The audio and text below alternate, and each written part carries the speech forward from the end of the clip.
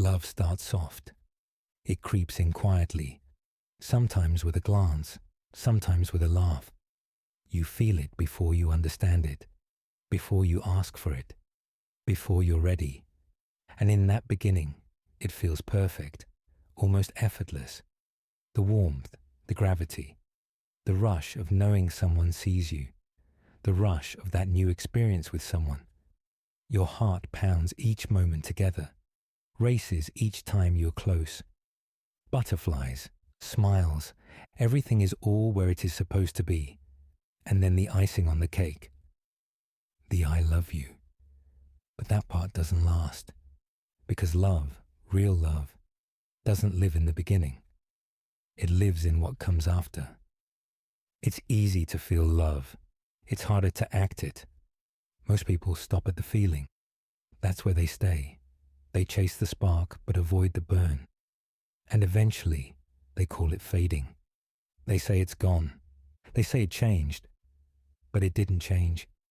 Now it comes to the part where love starts costing, where it needs action and conviction to be love, to evolve from nothing more than a feeling easily fleeted to a robust and unmoving foundation. Love now demands sacrifice. Love now becomes an action. Love is not defined by the good old days. It's the ordinary ones, the long ones, the days when you're tired, irritable, uncertain, and still you choose them. Love is showing up even when it's inconvenient. It's listening when you'd rather talk.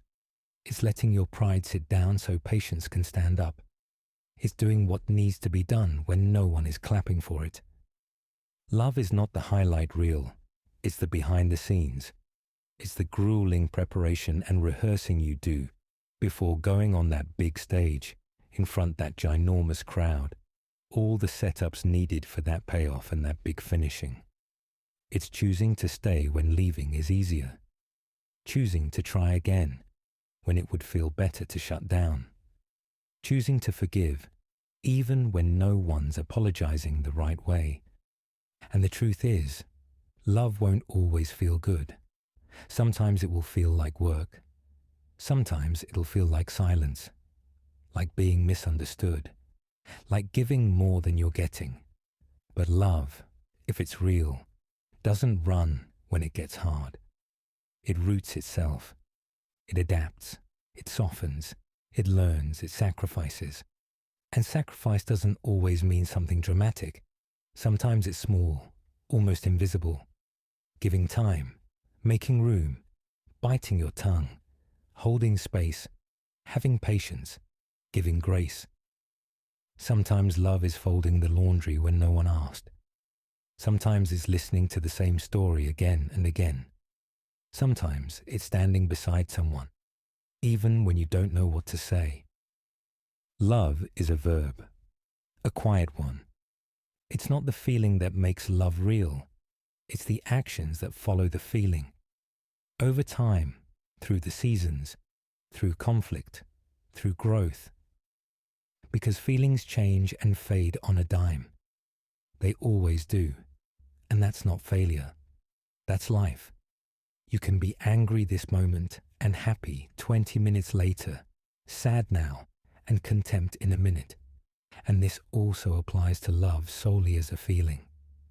Today you are head over heels for this person, as sure as the sun rises. In a few months, give it a year or two, and now you can't stand them. So what now?